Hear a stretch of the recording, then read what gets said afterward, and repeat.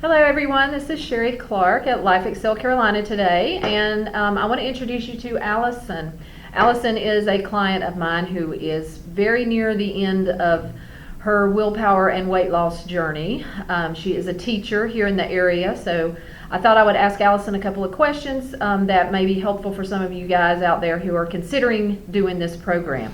So I know you can't see Allison totally, but you can probably tell. The first question I've got for her is a lot of people would look at you and think, why do you need to lose weight? Or, you know, I would switch bodies with you anytime, and you have lost weight in the program, but even from day one when I met you, I would say the same thing.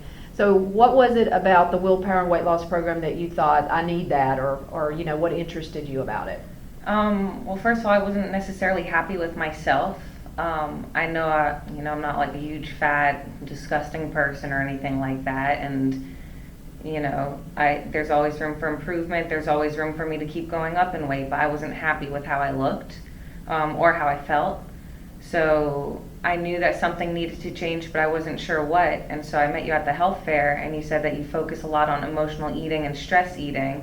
And I really stress eat, especially this year was very stressful at work. So being able to address those issues with stress eating and how to have some power over my food was really one of the main things that I was looking for. Yeah. Because like I said, there was room for improvement, but I knew I wasn't that bad off. Right.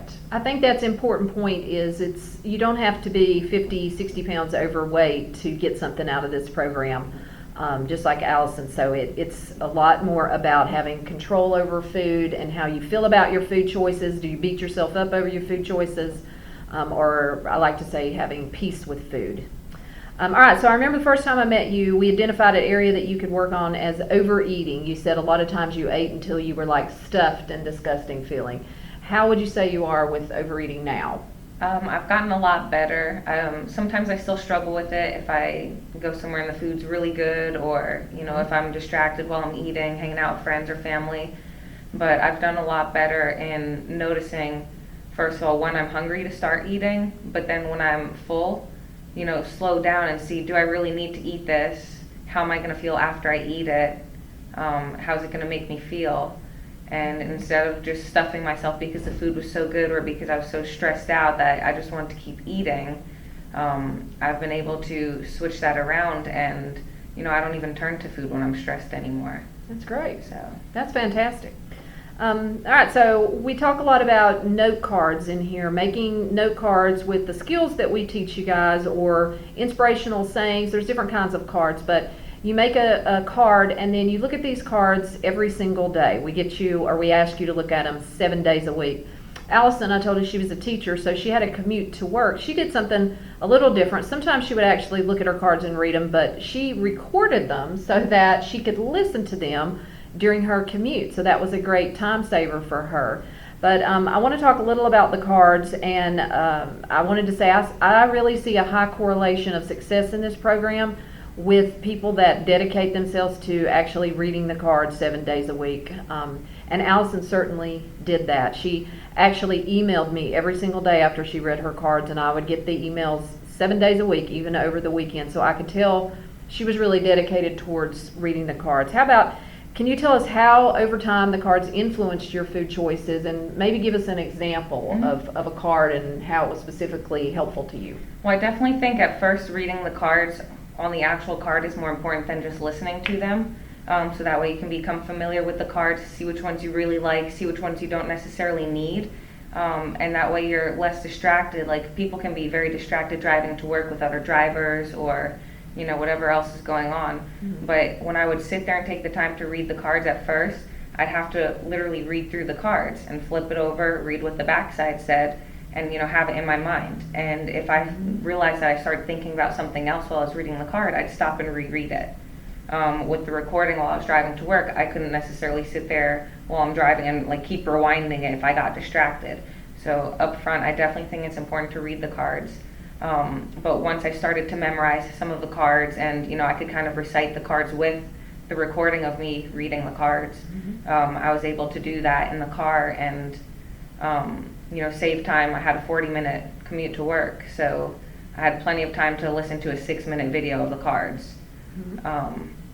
but reading the cards made it a lot better, because even the second week, I realized that it wasn't as hard for me to stay away from food or to turn food down. And then those changes just made the whole program easier. I didn't feel like I was struggling. I didn't feel like I was stressing myself out, like, do I eat this? Do I not eat this? I just feel like, no, I don't need it. No, I don't want it, because I know I'm trying to work, and I just sat there and read 30 cards or however many I made. So now I'm going to go eat this and ruin reading the cards on top of all the other efforts I've been putting in. Mm-hmm. So reading the cards is definitely important to stick with this program. One of my favorite cards is Progress Not Perfection, because I did mess up. I made mistakes here and there. Sometimes I overate, sometimes I didn't eat the right thing. I may have drank too much, but I just wanted to focus on continuing to read the cards so that way I can do better next time instead of keep dwelling on the past. And then another card, mine would probably be, it's a holiday or special occasion. No one diets on a holiday or special occasion. Well, not no one diets, because some people do diet on holidays and special occasions, but I'd flip my card around and be like, well, while no one diets on a holiday or special occasion, it doesn't give me an excuse to overeat and binge and stuff my face till I can't even breathe anymore. So my action would be grab what I like, just take a little bit. If I want more, I can go back for it, and I can always have leftovers if I really like it that much. It's a great example, especially with vacations too. A lot of people take a week vacation in the summertime, they get totally off track. So excellent advice. All right, so in week 5, as all of our clients do, you started calorie counting. I think you had between 1,500 calories per day was her allotment. And we got you to track those calories, which a lot of people don't really enjoy. So I wanted to ask Allison how that experience was for her, tracking the calories. Was it easy, hard? Was it, do you think you could have done the program without just guessing, or kind of what was your experience? I'm definitely like some of those other people that really does not like counting calories. I was kind of against it and thought it was stupid and a waste of time. But it was really hard for me at first, because I made most of my food homemade. I'd pull the ingredients together, like counting the tomato sauce when I made sauce was one of the hardest things, trying to figure out, well, how much can I have of my tomato sauce versus the store-bought sauce, or, things like that. So it would have been easy for me to just get packaged things, microwave meals, canned goods, and things like that. But I know that those foods aren't healthy for me in the long run. And this whole thing isn't just about losing weight. It's about me being healthy and living a long life. So if I sit there and eat, microwave meals high in sodium and canned goods and high in sodium, I could potentially get heart disease because it runs in the family. So I know it's important to make things homemade. It was a little difficult to track and get it a very accurate count, but I stuck with it, and I used the portion size that Sherri gave me. And I was able to kind of figure out how much I should have in one meal. It's easier for me to figure out how much I need to make in the first place, to not have a whole bunch of leftovers where I'm tempted to go back and keep getting more and more. And some food swaps here and there, because I found out, maybe this thing had a lot of calories in my breakfast. Let me try this next week and see how that's going to affect the calories. One of my favorite meals was a crustless taco pie, and the recipe called for 2/3 cup of heavy whipping cream. Wow. I used it was like the reduced fat milk, and it cut the calories down by, 50 to 100 calories per serving, depending on what serving size you did. Yeah, sure. So it got a lot easier, and I don't think I would have been able to do the program without the calorie counting to actually lose weight. Weight loss is really a mathematical equation. If you burn more calories than you take in, you will lose weight. So tracking the calories is super important, and you don't have to. There's 2 ways we teach our clients how to calorie count, but you have to do one or the other. All right, nearing the end here, but when we first met, I remember you said you had little self-discipline in regards to food and in regards to exercise. How would you say over the course of the program your self-discipline has changed? Exercise was a bigger struggle for me through this program. So I actually added in cards for exercise, because I was struggling with that more so than the eating by that point. But even so with the cards, it was still a struggle for me after coming home from work and being stressed out, tutoring, going to appointments and things like that, to actually want to go out and work out. but I'm finally at the point where I'm working out almost every day, every other day. And then with the food, like it's so much easier with self-discipline. I went out to breakfast with a friend this morning and I didn't eat the entire thing. And usually I'd be like, oh, I spent the money on it, I need to eat the whole thing. But then I'd be like, oh, well, it's not enough to take home, so I'll just eat it. Right. Well, I didn't have enough to take home, but I spent money on it, but I didn't want it. And I pulled off some of the bread from the biscuit because there was too much. And then last night we went out with some friends and we got sushi. And I ordered an extra roll to split, but I shared with the whole table. I didn't just save it for me. I used to be very selfish with food. I did not want to share my food with anyone.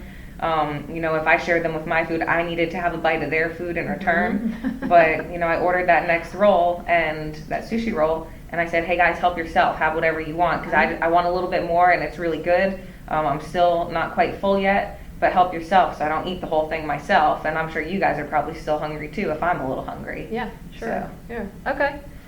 All right, so last question, and this may be the most important one. It doesn't do you a lot of good to lose weight if you turn around and just gain it right back. So how confident are you that this program's giving you the skills that you're not going to turn around and gain the weight that you've lost, not going to gain it back? I'm pretty confident because, for one, Sherri had me do a few homework assignments where I have to write a letter to myself for in the future if I feel like I'm straying off of, this lifestyle change.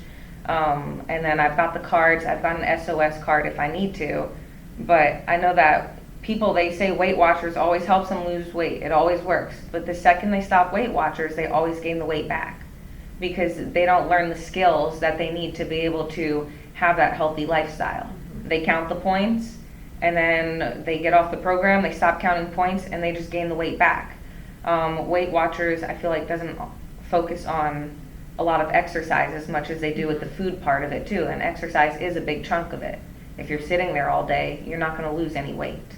So I feel like the tools that I've gained is, learning how to balance food and exercise, how to balance progress, not just perfection, and how to do these things throughout my life. I don't need to sit there and eat a huge meal anymore to be happy and content. I still eat the things that I like because I do not believe in cutting off an entire food because I know it's not good for me or I know it will help me gain weight. Like I'm not going to cut out French fries and pizza and things like that, but I'm not going to go for them all the time. And I'm more aware of what a portion size is of French fries. I know what a portion size of pizza is. I don't need to sit there and eat an entire pizza by myself. So I can enjoy it, put it away, save some for later when I'm actually hungry to eat it. And not feel guilty about eating a piece of pizza. Because I love pizza. That's super important, yes. And mac and cheese. Okay, so this is Allison. Thank you for your time today and telling us about your experience with the Willpower and the Weight Loss Program. If you are interested in this program or you just have some questions that we were not able to answer for you, best way to contact us is to go to the website, lifexcelcarolina.com. You should see a link below this video so that you can click on that, but it's www.lifexcelcarolina.com. Go there and there's details on there. You can also email me at Sherri, Sherri, at lifexcelcarolina.com. So take care and hope to see you again. Bye.